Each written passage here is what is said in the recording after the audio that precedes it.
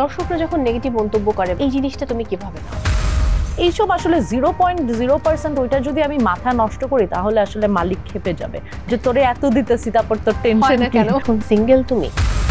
হ্যাঁ, অফকোর্স। প্রথম প্রেমের গল্প সেটা কত বছর আগে? স্কুলে, অ্যাবসলিউটলি। আমি প্রথম যার সাথে প্রেম করছি সে আমার বন্ধু হওয়ার মতোই না, সে আমার চেয়ে বয়সে অনেক বড় ছিল। ভাবনার জীবনে প্রেমের সংখ্যা কত? প্রেমের সংখ্যা 2টা হবে, 2টা। এখন কি ভাবনা প্রেমে পড়তে চায় নাকি বিয়ে করতে চায়, কোনটা? আমি প্রেমেও পড়তে চাই না, আমি বিয়েও করতে চাই। প্রেম আমার কাছে এখন খুব ওভাররেটেড লাগে।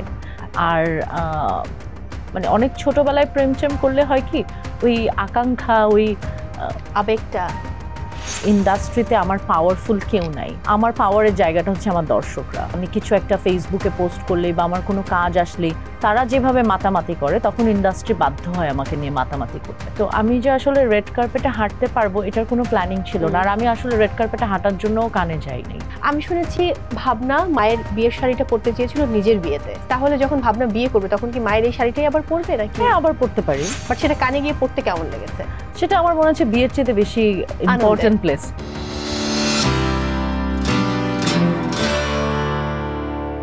দর্শক সবাইকে ওয়েলকাম করছি Mohammad and sons luxury watches presents TBS স্পটলাইটে।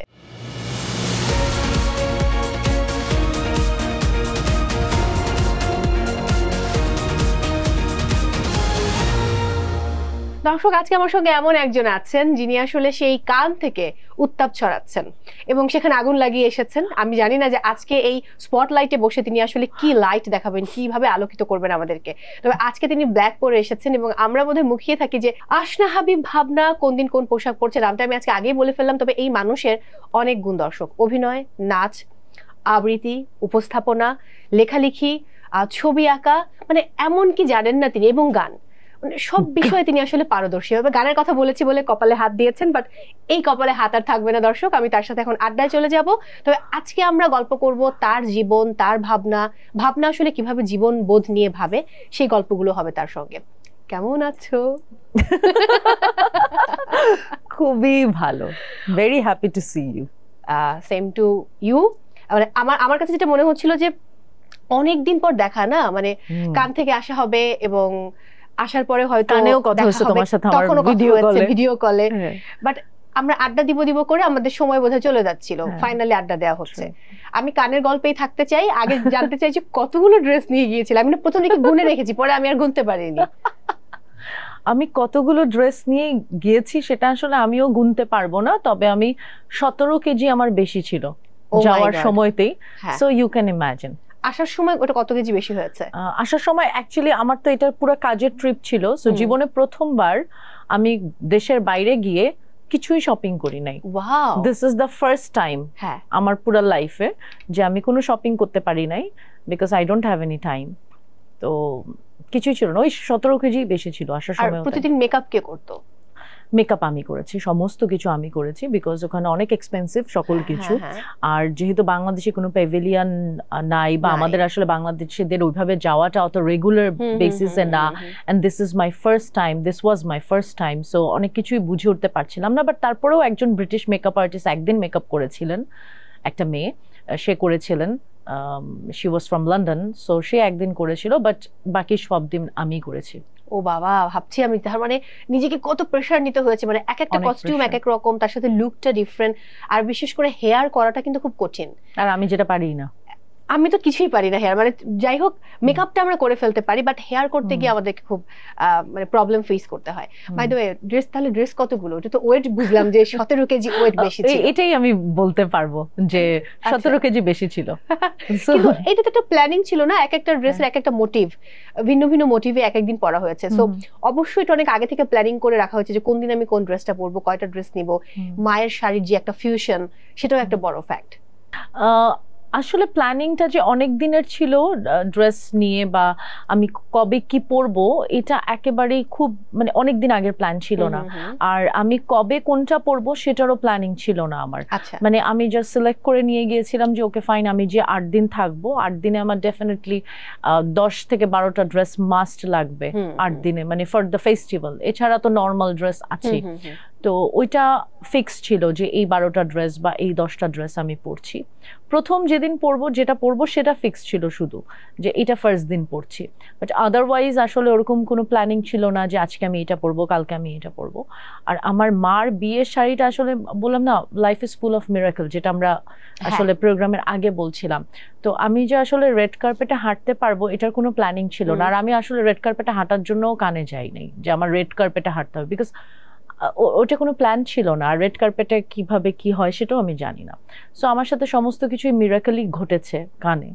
তো আমার মার শাড়িটা আমি যখন নামবো বাসা থেকে লিফটে, তার 10 মিনিট আগে আমি সুবর্ণা মুস্তাফাকে ফোন করেছিলাম। আচ্ছা। তো আমি বলছিলাম যে আমি হচ্ছি তোমার নাম আমার একটা ড্রেসে এমব্রয়ডারি করেছি with another 3 of my favorite actor, Meryl Streep, you, Bobita Madam, and Audrey Hepburn. This 4 my favorite. So সে আমি তার যাওয়ার আগে আমি ভাবলাম যাচ্ছে সুবর্ণাটিকে একটা ফোন দিই। সো তারপর ফোন করলাম এবং আমি তাকে বললাম, তখন সে আমাকে বলছিল শোন বেশি কিন্তু দেশি কাপড় পরিস। আমি বললাম যে হ্যাঁ অ্যাবসলিউটলি। বলছে যে হ্যাঁ তুমি দেশকে রিপ্রেজেন্ট করিস কিন্তু। হ্যাঁ হ্যাঁ হ্যাঁ হ্যাঁ অবশ্যই। তো তারপর আমি ভাবলাম আমি তো আচ্ছা একটা জামদানি পরছি, রিক্সা প্রিন্ট পরছি, আচ্ছা আরেকটা শাড়ি নিয়ে যাই। মানে জাস্ট আমি ফোন রাখার পর হ্যাঁ ওই সময়ে হুট করে, মানে জাস্ট হুট করে, মানে একটু পরেই আমি নামবো, মানে আমার সব লাগেজ টাগেজ সব ফিক্সড কিন্তু। তো তখন আমি ভাবলাম আরেকটা শাড়ি, কি শাড়ি নিব। তারপর তখনই হঠাৎ করে মাথায় আসলো, আম্মুকে বললাম আম্মু তোমার বিয়ের শাড়িটা দাও। আম্মু বলে বিয়ের শাড়ি দিয়ে কি করবি? আমি বলছি না জাস্ট দাও, মানে রাখলাম আর কি, কোনো প্ল্যানিং ছিল না। এবং তখন যখন আমার সুযোগ হলো রেড কার্পেটে হাঁটার, প্রিমিয়ার দেখার আর কি, তখন আমার মনে হলো আমি কি পরবো। বিকজ রেড কার্পেট আমি যেদিন হেঁটেছি তার আগে 5-6 দিন আমার চলে গেছে। তো 5-6 দিন আমি অনেক ড্রেস পরে ফেলেছি। সো আমার মনে হয়েছে তখন যে আসলে এই শাড়িটা এটার জন্যই ছিল। ওয়াও, এবং এত চমৎকার লেগেছে, মানে খুবই ডিফারেন্ট। আমার এখানে একটা প্রশ্ন আছে। আমি শুনেছি ভাবনা মায়ের বিয়ের শাড়িটা পরতে চেয়েছিল নিজের বিয়েতে, কিন্তু পরে ফেললো কানে গিয়ে। মানে এই প্রসঙ্গকে আমি একটু যেতে পারি? হ্যাঁ হ্যাঁ প্লিজ। তাহলে যখন ভাবনা বিয়ে করবে তখন কি মায়ের এই শাড়িটাই আবার পরবে নাকি? হ্যাঁ আবার পরতে পারি যদি আমার ইচ্ছে হয়।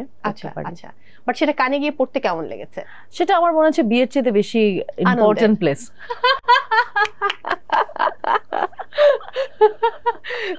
এটা বলতে হবে। কিন্তু কান ডিফারেন্ট কিছু নিয়ে এসছে ভাবনার জীবনে, যেটা হয়তো অনেকে জানে অনেকে এখনো জানে না, যে একটা চাইনিজ ফিল্ম করতে যাচ্ছে ভাবনা, এবং নাম ভূমিকা, এটা হচ্ছে সবচেয়ে বড় পয়েন্ট আমার কাছে মনে হয়।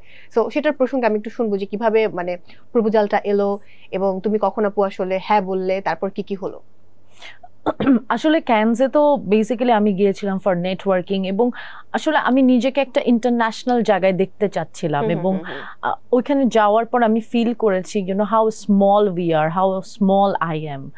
হয় না, এখানে তো উই হ্যাভ আওয়ার পিপল, আমার টিম থাকে, আমার মেকআপ আর্টিস্ট, আমার হেয়ার, আমার ম্যানেজার, আমার ড্রাইভার, আমার অ্যাসিস্ট্যান্ট, আম্মু আব্বু সবাই, তাই না? আমাদের সাথে সাপোর্ট সিস্টেমরা থাকে। বাট এরকম বড় একটা প্ল্যাটফর্মে অল অ্যালোন, এটা আমার জন্য অনেক চ্যালেঞ্জিং ছিল, ভীষণ চ্যালেঞ্জিং। তো আমি এই চ্যালেঞ্জটা নিতে চেয়েছি। তো ওই জায়গা থেকে আমি কখনো ভাবিই নাই যে আসলে কোনো সিনেমার বিষয়ে কিছু হবে, এটা আমার মাথাতেই আসে নাই। আমার মাথাতেই ছিল না যে আমি একটা সিনেমা সাইন করে আসতে পারবো, এটা বিয়ন্ড মাই ইমাজিনেশন আসলে। তো আমার যখন জাফর ভাইয়ের সাথে কথা হলো, জাফর ভাইয়ের সাথে এর আগে আমার কথা হয়েছে ঢাকাতে, বাট কানে যে এভাবে হুট করে দেখা হবে বা এভাবে একটা সিনেমার অফার আমি পাবো হুট করেই। উনি কি চাইনিজ আর মানে বাংলাদেশি বংশোদ্ভূত চাইনিজ কেউ? উনি বাংলাদেশি, বাট উনি পড়াশোনা করেছে মুম্বাই ফিল্ম ইনস্টিটিউটে। উনি অনেকটা বছর মুম্বাইতে ছিল, এবং এরপর উনি মালয়েশিয়াতে সেটেল, এবং উনি মালয়েশিয়ান ইন্ডাস্ট্রিতে কাজ করে, মালয়েশিয়ান ফিল্ম ইন্ডাস্ট্রিতে কাজ করে, বাট উনি বাংলাদেশি। তো ওনার সাথে আমার কথা হলো, ফেস্টিভ্যালে দেখা হলো, আরো অনেক ডিরেক্টরদের সাথে দেখা হয়েছে ফেস্টিভ্যালে, যেরকম বাংলাদেশি একজন স্বপন চৌধুরী, উনি থাকে ফ্রান্সেই থাকে, ওনার সাথেও কথা হয়েছে, এরকম অনেকের সাথে কথা হচ্ছিল। So he came up with a script basically. সে আমাকে বললো যে আমি আপনার সাথে একটা স্ক্রিপ্ট নিয়ে কথা বলতে চাই, এবং আপনি যদি রাজি থাকেন আমরা কাজটা করতে পারি, এবং আমার ইপি সহ আপনার সাথে বসতে চাই অফিসিয়ালি। সো তারপর তারা যখন আমাকে স্টোরিটা বললো, আমি তো স্টোরি শুনে আমি জাস্ট বললাম oh my god, I really want to do this. এটা আমাকে করতেই হবে। এখন আমি বলতে পারছি না, আমি কি নামটা একটু শুনতে পারি? জেনোবিয়া। জেনোভিয়া ওই নামেই নাম ভূমিকাই তো? Genovia it's my name on this film, আর ওইটাই হচ্ছে সিনেমার নাম। তো গল্পটা শুনে আমার মনে হলো যে এটা আমার করতেই হবে। তো আমি বললাম যে I am on, just on. So তারপরেই তো ওনারাও অফিসিয়ালি ডিক্লেয়ার করলেন, একটা পোস্টার রিলিজ করলেন নাম সহ, এবং দেন আমি সেখান থেকেই সেটা মানে আমার সোশ্যাল প্ল্যাটফর্মে দিলাম। সো আমার মনে হয় যে এটা শুটিং কবে শুরু হবে? নভেম্বরে, মানে এই বছর। সেটা কি মানে চায়নাতে, মালয়েশিয়াতে হবে পুরো shooting? Okay okay, that's great. এবং বাকি যারা কো আর্টিস্ট অর মানে ক্রু, এটা সবাই কি দেশের বাইরের? এগুলা নিয়ে একটা মানে আমরা সবকিছুই জানাবো। যে তারপরে আজকে জানানো বাড়ানো, ওকে, কোনো ব্যাপার না। বাট আমি দেখেছি যে টাইমস অফ ইন্ডিয়া খুব চমৎকার একটা ফিচার করেছে, ওই ফিচারটা আমি পড়েছি, আমার খুব ভালো লেগেছে। এবং আরেকটা দেখছিলাম যে তুমি বলছিলে এরকমটা যে কানে গিয়ে আমার কনফিডেন্স অনেক বেড়ে গেছে। এটা তো ডেফিনেটলি বারবারই কথা। এবং আরেকটু যদি কোনো অভিজ্ঞতার কথা জানতে চাই, যে খুব পছন্দের কোনো অ্যাক্টর অ্যাক্ট্রেস, তাদের সঙ্গে কথা বলা হয়েছে, তাদের সঙ্গে ভাব বিনিময় হয়েছে, এরকম কোনো গল্প যদি আজকে? আমার যেরকম পছন্দের তো অনেকের সাথেই দেখা হয়েছে, যেরকম আমি প্রথম দিন যখন হচ্ছে মানে ইয়েকে দেখছিলাম, তালহা, যে তাজশা বেসিক্যালি হীরামান্ডির যে হিরো, সো আমি অ্যাকচুয়ালি তাকে চিনতে পারছিলাম না। সো সবাই তার সাথে ছবি তুলছিল, তো আমি ইন্ডিয়ান প্যাভিলিয়নে প্রায় যেতাম, আড্ডা দিতাম, তো আমি চিনতে পারি না, বিকজ হীরামান্ডিতে তার যে লুক আর তার যে রিয়েল লুক পুরো ডিফারেন্ট, মানে তাকে চিনার কোনো উপায় নাই। ওকে, সো আমি প্রথম দিন তো চিনতে পারিনি, আমি তার সাথে অনেকক্ষণ আড্ডা দিলাম, কিন্তু কোনো চিনতে পারিনি আমি যে সে হীরামান্ডির হিরো, সেও বলে নাই। আর সে কি বলবে আমি হীরামান্ডির হিরো বলে? পরে আমি শুনলাম যে আচ্ছা উনি হীরামান্ডির হিরো। তো পরের দিন আমি ছবি তুললাম, যে আচ্ছা ছবি তুলি, বিকজ বাংলাদেশে তো সবাই ক্রেজি তার জন্য। সো এরকম অনেকের সাথে দেখা হয়েছে। বাট পরশুদিন যে ছায়া কদম, যে একজন অভিনেত্রী, লাপাতা লেডিস করেছে, এবং এবার যে ক্যানসে জার সিনেমা অ্যাওয়ার্ড পেয়েছে পায়েল কাবাডিয়া, তার ফিল্মেও সে আছে, তারা গিয়েছিল ক্যানে, এবং সে পরশুদিনও আমার ছবিতে কমেন্ট করেছে লাভ লাভ লাভ ইনস্টাগ্রামে।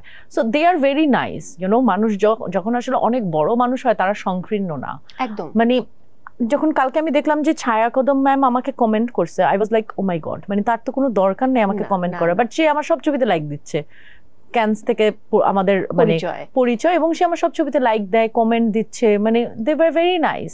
সো এটা আসলে হয় না যে অনেক আর্টিস্টদেরকে কাছাকাছি দেখার সৌভাগ্য আমার হয়েছে, দেশের বাইরের অনেক আর্টিস্টদের। তারপর আরেকটা যেটা সবচেয়ে বড় বিষয়, সেটা হচ্ছে এবার মেরিল স্ট্রিপকে অ্যাওয়ার্ড দেয়া হয়েছে ক্যানসে, এবং Meryl Streep one of my favourite actor. So আমার মনে হয় যে of course there was a connection, যে আমি এবারই প্রথম ক্যানসে গেলাম, সে অ্যাওয়ার্ডটা নিচ্ছে, আমি অডিয়েন্স সারিতে বসে সেটা দেখছি, অন্যরকম একটা অনুভূতি। এই যে সব জায়গা থেকে সবাই যে আসে, মানে একদম শুরুতে তুমি বলছিলে যে উই আর ভেরি স্মল, এই জায়গাটা আমি একটু কথা বলতে চাই যে ওখানে যাবার পর কি মনে হয়েছে, কেন আমাদের সিনেমা মানে অন্য দেশ থেকে যেভাবে প্রতি বছর আসে, বা একটা প্যাভিলিয়ন থাকে, যে ইন্ডিয়ার মুম্বাইয়ের একটা প্যাভিলিয়ন, আর বলিউড ইন্ডিয়ান প্যাভিলিয়ন, সব দেশেরই প্যাভিলিয়ন আছে, হ্যাঁ। সো ওই জায়গাগুলোতে আমরা কেন এতটা মানে রিচ হতে পারি না, বা আমাদের আসলে প্রবলেমগুলো কোথায়? আমাদের মেকিং এ, আমাদের গল্প বলাতে, নাকি কোথায়? আমাদের সিনেমাও যায়, কিন্তু সেটা খুব কম, মানে ওইটা আসলে ধরার মধ্যে পড়ে, খুবই কম। আর মানে আমি জানি না, আমার মনে হয় যে আমাদের দেশের উচিত, আমাদের গভর্নমেন্টের উচিত যে প্রত্যেক বছরই ক্যানসে বা ভেনিস ফিল্ম ফেস্টিভ্যাল হতে পারে, বা ইন্টারন্যাশনাল ফিল্ম ফেস্টিভ্যালে আমাদের সেলিব্রিটিদেরকে নিজেদের উদ্যোগে পাঠানো। হ্যাঁ, ইন্ডিয়ান প্যাভিলিয়নে কিন্তু তারা পাঠায় সেলিব্রিটিদের। আমরা যেরকম, আমি অ্যাপ্লাই করছি, অনেকেই গত বছরও অনেক সেলিব্রিটির অ্যাপ্লাই করেছে, এখান থেকে যারা যেতে চায় তারা নিজেরা অ্যাপ্লাই করে। সো তারপর যদি কান ফেস্টিভ্যাল মনে করে যে ইউ আর কেপেবল, তখন তারা ইনভিটেশন দিবে, রাইট? সো আমার মনে হয় যে আমাদের যারা মানে বড় বড় মানুষজন আছে, তারা এই কাজগুলো করতে পারে, মানে গভর্নমেন্ট থেকে করতে পারে, বা আমাদের অনেক বড় বড় ইনস্টিটিউশন আছে, বা চ্যানেল আছে, বা অনেকেই তো আছে, তাই না, পাওয়ারফুল লোকজন আছে ইন্ডাস্ট্রিতে, তারা কিন্তু এই দায়িত্বটা নিতে পারে, যে আমাদের যদি একটা প্যাভিলিয়ন থাকে, বাংলাদেশি প্যাভিলিয়ন। এবার বাংলাদেশে কজন গেল? তুমি গেলে, ডিরেক্টর আদনান রাজীব গেলেন, আমি ছাড়া আর কে গিয়েছে আমি জানি না। আদনান রাজীব গেছে, আমি দেখেছি নিউজে, বাট আদারওয়াইজ তো আর কেউ যায়নি। আমার এই মুহূর্তে ঠিক মনে পড়ছে না, আর কেউ যায়নি, আর কেউ যায়নি। সো এক্স্যাক্টলি, তো ওই বিষয়টা থেকে আমার মনে হয় ফেস্টিভ্যালের বিষয়টাতে আমাদের ইন্টারেস্টও কম, আমার মনে হয় আমাদের দেশের মানুষের ইন্টারেস্টও কম, তো ওইটার জন্য মনে হয় কম। একদম। আমি এবার খুব পার্সোনাল প্রসঙ্গে যাব, আই এম সরি এই জন্য। না, আমার কাছে মনে হয় যে আসনা হাবিব ভাবনা কি এখন, মানে আমি জানি না এখন কি সিঙ্গেল তুমি? হ্যাঁ, অফকোর্স, মানে যেদিন আমার বিয়ে হবে সেদিন আমি মিঙ্গল হব, তার 1 ঘন্টা আগে পর্যন্ত আমি সিঙ্গেল। আমার কেন যেন মনে হয় যখন রিলেশনে ছিলে তার থেকে তুমি এখন বেশি সুন্দর হয়ে গেছো, এটা কেন? এখন কি খুব ভালো আছো? ভালো থাকাটা তো খুব আপেক্ষিক, আসলে ভালো থাকাটা ভীষণ আপেক্ষিক। মানে এখন খুব ভালো লাগছে, আবার 10 মিনিটের মধ্যে মন খারাপ করার কিছু একটা ঘটে যেতে পারে, ইউ নেভার নো, তাই না? সবকিছু খুব আপেক্ষিক, একদম আনপ্রেডিক্টেবল। আমার যেটা মনে হয় যে এখন আমি একটা প্র্যাকটিসে আছি, সেটা হচ্ছে যে আমার মনে হয় ভালো থাকাটা একটা প্র্যাকটিস। মানে চাইলেই আসলে মন খারাপ করে থাকাটা খুবই সোজা, যে আমার ভীষণ মন খারাপ এবং আমি 2 দিন এটাকে টানবো। টানবো কি টানবো না সেটা পুরোপুরি আমার হাতে। তো এখন আমি যেটা করি, আমি টানি না। আচ্ছা, যে আমার মন খারাপ তাতে কিছু যায় আসে না, মন থাকলে মন খারাপ হবে। এখন প্রেমে পড়তে ইচ্ছে করে না? প্রেম আমার কাছে এখন খুব ওভাররেটেড লাগে। আর মানে অনেক ছোটবেলায় প্রেম করলে হয় কি, ওই আকাঙ্ক্ষা, ওই আবেগটা, আবেগ আর নেই এখন। না না, আমার মনে হয় যে প্রেম, আই ডোন্ট নো, মানে নামটা শুনলেই না কেমন জানি একটা ভয়ঙ্কর ফিলিংস। আমার মনে হয় যে আই ডোন্ট নো, আমার মনে হয় যে একটা মানুষকে ভালোবাসবে, এটাই এত কথাবার্তা, এত কিছু, মানে যাকে অনেক কথাবার্তা দিয়ে বুঝাতে হয় না, যে হ্যাঁ মানে এটা করতে হবে, ওইটা করতে হবে, বা এই প্রবলেম। সে প্রেমে তো এত প্রবলেমের দরকার নেই, মানে যে ভালোবাসে সে তো ভালোই বাসে। এক্স্যাক্টলি, তাই না? প্রথম প্রেমের গল্প সেটা কত বছর আগে? স্কুলে, অ্যাবসলিউটলি। তাহলে ভাবনার জীবনে প্রেমের সংখ্যা কত? প্রেমের সংখ্যা 2টা হবে, 2টা। আচ্ছা, 2টা। এখন কি ভাবনা প্রেমে পড়তে চায় নাকি বিয়ে করতে চায়, কোনটা? আমি প্রেমেও পড়তে চাই না, আমি বিয়েও করতে চাই না, বাট মানে এটা আমার কোনো গোল লিস্টের মধ্যে নাই, কখনোই ছিল না যে আমাকে প্রেমে পড়তে হবে, আমাকে বিয়ে করতে হবে। ওইটা আমার টিক মার্কের মধ্যে নাই। মানে আমার হয় না, অনেক মেয়েদের আছে না, যে আমি এই লেহেঙ্গা পরবো, এই এটা পরবো, এটা আমি জানি না কেন আমার ছোটবেলা থেকে আমার কখনোই মনে হয় নাই। হয়তো আমার এমনই রিলেশনশিপ ছিল যারা আমাকে মনে করাতে পারে নাই, সেই ড্রিম দেখাতে পারে নাই, বা ড্রিম এত মরে গেছে যে ওই ড্রিমই ছিল না এভাবে বিয়ে হবে, ওইভাবে বিয়ে হবে, বুঝছো না? সো ওইটা আমার মানে লিস্টেই নাই, উইশ লিস্টেই নাই, but I want to be a mother. Okay, এটা বোধহয় আমাদের প্রত্যেক মেয়েরই একটা ভাবনার জায়গা। আমরা এবার অন্য গল্পে যেতে চাই। নতুন বই আসছে আগামী বইমেলায়, এবং তার আগের বইমেলার কথা আমার মনে আছে, খুব চমৎকার একটা কবিতার বই এসেছিল, আমরা এখন নামটা এই মুহূর্তে মনে পড়ছে না। ডানপন্থী কবিতারা। এক্স্যাক্টলি, মানে বামপন্থী কবিতারা আসবে না? আসতে পারে, হ্যাঁ। আচ্ছা, কিন্তু সামনের বছর নাকি আমি শুনছিলাম উপন্যাস আসবে। হ্যাঁ, উপন্যাস আসবে, সেটার নাম হচ্ছে আমরা কখনো বন্ধু ছিলাম না। এটা নাকি ভাবনার প্রথম প্রেমের গল্প। আল্লাহ, আমি প্রথম যার সাথে প্রেম করছি সে আমার বন্ধু হওয়ার মতোই না। সে আমার চেয়ে বয়সে অনেক বড় ছিল, কোনোভাবেই সে আমার বন্ধুর মধ্যে পড়ে। তো তার গল্প নেই কি এই গল্প? আমার বন্ধুদের সাথে প্রেম আমার হয় না, আমার বন্ধুরা আমার প্রেমে পড়ে যায়, তারপর আর বন্ধুত্ব থাকে না। খুব কিছু এত সুন্দর মেয়ের সঙ্গে আসলে বন্ধুত্ব হয় না, ওখানে কিছু একটা থেকে যায়, এটাই বোধহয় প্রবলেম। বাট সামহাউ তুমি এখন খুব একটা আড্ডা দাও না, এটা আসলে কেন? আড্ডা আসলে দেই না বললে ভুল হবে, দেই, বাট ভেরি লিমিটেড। আর আমি জানি না, মানে অনেক আড্ডা দেয়া বা অনেক হই হুল্লোড় করা বা হ্যাং আউট করা, মানে অ্যাকচুয়ালি আমি ওই মুহূর্তটার মধ্যে নাই, বাট আন্দাজেই বসে আছি, আন্দাজেই জাস্ট সোশ্যাল মিডিয়াতে পোস্ট দিব বা কোনো কিছু, মানে হচ্ছে না আসলে, প্রোডাক্টিভ কোনো আলোচনা নাই, সেসব আড্ডা আমাকে টানে না, ভালো লাগে না। আর আমি তো আসলে এত কাজ করি, তো আমার যেরকম যখন আমার শুট থাকে না, যখন আমার কাজ থাকে না, তখন আমি আমার বাসায় আড্ডা পছন্দ করি। আমি সবসময় যারা আমার ক্লোজ তারা জানে যে আমি সবাইকে বলি যে বাসায় আসো, বাসায় আসো, যে রাত 12টায় হোক 1টায় হোক বাসায় আসো, তারপর আমরা আড্ডা দিই, বা একটু গাড়িতে ঘুরতে গেলাম, বা এরকম মনে হয়। বাট আমার অত একটা আড্ডা টাড্ডা ভাল লাগে না। আর ভেরি লিমিটেড পিপল, তো আমার লাইফে খুবই কম মানুষ আমার জীবনে। বাবা রয়েছেন, বাবা মেয়ে মিলে যে বাবা দিবস গেল লাস্ট, আমরা জানি যে আমি একটা নিউজ পড়ছিলাম যে ভাবনা একদম বাবার মতো। সো বাবার কি কি গুণ ভাবনার মধ্যে রয়েছে? দোষগুলো কি ভাবনার মধ্যে রয়েছে? একটু রাগ বা অন্য কিছু? হ্যাঁ হ্যাঁ, সব একদম হুবহু, মানে মিলে যায় বাবার সাথে একদমই। মানে আমার চেহারার সাথেও তো মিল আছে। আমার বাবার অনেক সবাই বলে যে একদম কার্বন কপি। সো আমার বাবার মনে হয় যেটা, যে আর্টের যে বিষয়টা, সেটা আমি আমার বাবার কাছ থেকে পেয়েছি। লেখালেখি বা লিটারেচার, ছবি আঁকা বা ইন্ডাস্ট্রিতেও যুক্ত হওয়া, সকল কিছু আসলে বাবার জন্যই। আর আমার রাগটাও খুব আব্বুর মতো, রাগ, অভিমান, সমস্ত কিছু আমার আব্বুর সাথে অনেক মিল। আচ্ছা, যখন এই যে তুমি এত লিখো, আমার একটু জানতে চাওয়া যে নিজের লেখা কোনো গল্প বাবা সেটা মেক করলেন, এর আগেও সিনেমার কথা আমরা সবাই জানি, বাট ওই সিনেমার প্রসঙ্গে যদি আমি না যাই, মানে নতুন করে ভাবি যে নতুন কোনো সিনেমা সেটা হয়তো নিজের লেখা গল্প এবং বাবা মেক করলো, সেটার কোনো পসিবিলিটি আছে কিনা? থাকতে পারে, বাট আমার লেখাগুলো আসলে আব্বুর পছন্দ হবে কিনা সেটা একটা ব্যাপার, এবং তার সাথে গবেষণাধর্মী অনেক অনেক কিছু নিয়ে তিনি ভাবেন, সেটা একটা বিষয়। আর আমার লেখাতে আমি জানি না, খুব বেশি সংখ্যক পুরুষ মানুষের পছন্দ না হওয়ার সম্ভাবনা বেশি, সো আমি জানি না। তুমি নারীদের জন্য লিখবে, আমাদের জন্য লিখবে, পুরুষদের জন্য? যেরকম আমার লাস্ট উপন্যাস পড়ে একজন বলছে যে আচ্ছা দুইটা মেয়ে ক্যারেক্টারই এত ভালো কেন, মানে একটা মেয়ের সাথে একটা মেয়ের প্রবলেম করাই দিতাম। আমি সেই যে আচ্ছা তার মানে একটা মেয়ের সাথে একটা মেয়ের প্রবলেমই হয় শুধু, মানে বন্ধুত্ব হয় না। সো অ্যাকচুয়ালি মানে আওয়ার সোসাইটি, মানে আমাদের সোসাইটি তো এইভাবে ভাবে যে আচ্ছা একটা ভিলেন থাকতে হবে বা একটা এই থাকতে হবে। এবং আমার গল্পে আমি খেয়াল করে দেখলাম, আমি কখনো এটা ভাবি নাই বা আমি এটা প্ল্যান করে লিখি নাই, আমার কোনো গল্পের শেষে কোনো মেয়েকে কোনো ছেলে এসে বাঁচায় না, আমার কোনো উপন্যাসে নাই তো বাঁচানোর, বুঝছো না? এটা আমি দেখলাম, যে এটা আমি খেয়াল করে দেখলাম এবং আমি মনে করো ও মাই গড, আমি কত মানে আমার মাথাটা কত পরিষ্কার, এবং আমি মানে কোনো কিছু ভেবে চিনতে কিছু লিখি নাই। বাট আমার প্রত্যেকটা গল্পের আমার নারী চরিত্রদের মানে তারা নিজেরা বাঁচায় এবং তারা নিজের জন্য নিজে ফাইট করে। কাউকে যদি খুন করতে হয় তারা নিজে খুন করে আসে, কোনো ছেলে এসে তাকে বাঁচাচ্ছে না। কারণ হচ্ছে ওইটার মধ্যে আমরা ইউজ টু যে আমরা তো নিজেদের কাজগুলো নিজেরা করে তারপর হচ্ছে মানে এর জন্য মাথায় কাজ করে, মাথায় অন্য কিছু এসে আমাকে বাঁচাবে। কিন্তু দরকার জানো, এরকম একটা মানুষ দরকার, তাই না? আর কারোর উপর আস্থা রাখার কোনো দরকার নেই, মানুষ আসলে আস্থার যোগ্য না, ওই জায়গা থেকে করা যায় না। আমি অনেকটা শেষের দিকে রয়েছি। আপকামিং এই যে সিনেমার কথা আমরা শুনলাম চায়নাতে বা মালয়েশিয়াতে শুট হবে, এর বাইরে বাংলাদেশে কোনো নতুন কাজ আসছে কিনা, ওটিটি আর অন্য কোনো সিনেমা বা কোনো কিছু? বাংলাদেশে আমার 3টা সিনেমা রেডি আছে এখন, waiting for the release. Actually আমার দামপাড়া হচ্ছে ফুললি রেডি একটা সিনেমা, সিএমপি চিটং মেট্রোপলিটন পুলিশের, সেটা একদম রেডি আছে। আমার বাবার সিনেমাটা একদম রেডি আছে, যাপিত জীবন।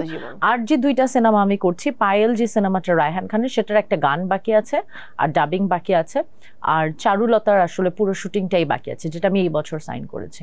সো এখন আসলে আমি ফিচার ফিল্মের দিকেই মনোযোগী একেবারেই। আর ওয়েব সিরিজ বা এইসব আসলে অত বেশি ইন্টারেস্ট আমার নাই।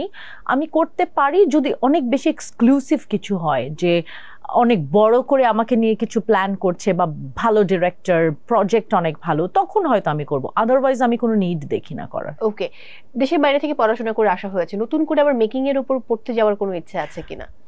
না, আমার মেকিং এর উপর পড়ার ইচ্ছা নেই। আমার মাস্টার্স করার ইচ্ছা হচ্ছে জেন্ডার নিয়ে, উইমেন এন্ড জেন্ডার বায়াসনেস নিয়ে আমার পড়াশোনা করার ইচ্ছা আছে, বাট ফিল্ম মেকিং নিয়ে কোনো পড়াশোনা করার ইচ্ছা নেই। যদি কখনো হয় অ্যাক্টিং নিয়ে ইচ্ছা আছে। ওকে, মানে নিজের পথে হাঁটা, এমন না যে বাবার পথে হাঁটতে হবে, সেটা আসলে না। একদম শেষে রয়েছে, দর্শকদের উদ্দেশ্যে কি বলতে চাইবে? দর্শকদের উদ্দেশ্যে আসলে থ্যাংক ইউ ছাড়া আমি কিছু বলতে পারি না। কারণ হচ্ছে আমার মনে হয় যে আমার তো ইন্ডাস্ট্রিতে আমার পাওয়ারফুল কেউ নাই। হ্যাঁ, আমার বাবা ডিরেক্টর, বাট আমার বাবা অত পাওয়ারফুল কেউ না, খুবই সাধারণ একজন মানুষ, সাধারণ নির্মাতা, সাধারণ কবি। তো আমার মনে হয় যে একমাত্র আমার পাওয়ারের জায়গাটা হচ্ছে আমার দর্শকরা, যে তারা আমাকে এখন পর্যন্ত রেলেভেন্ট রেখেছে।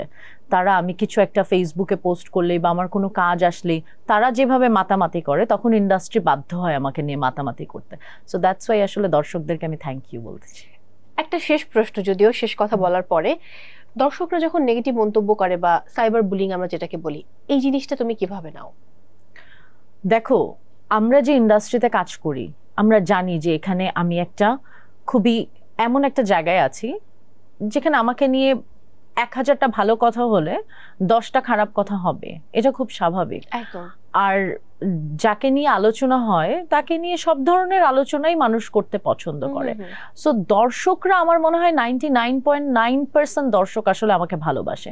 ওই 0.1% দর্শক বা ধরো হয়তো আমাদেরই ইন্ডাস্ট্রিরই কোনো মানুষজন যারা হয়তো ফেক অ্যাকাউন্ট করে আলাদা মানে কমেন্ট করার জন্য, এখন তো আমরা অনেক কিছুই দেখি। সো এইসব আসলে 0.0%, ওইটা যদি আমি মাথা নষ্ট করি তাহলে আসলে মালিক খেপে যাবে যে তোরে এত দিতেছি তারপর তোর টেনশন কেন হয় না কেন। সো এটা নিয়ে আমার যায় আসে না। অসংখ্য ধন্যবাদ আজকে সময় দেওয়ার জন্য, অনেক অনেক ভালোবাসা এবং শুভকামনা থাকবে নতুন কাজগুলোর জন্য। আমি বিদায় নিচ্ছি। দর্শক, বিদায় নিচ্ছি আজকের মতো Mohammad and sons luxury watches presents TVS spotlight থেকে।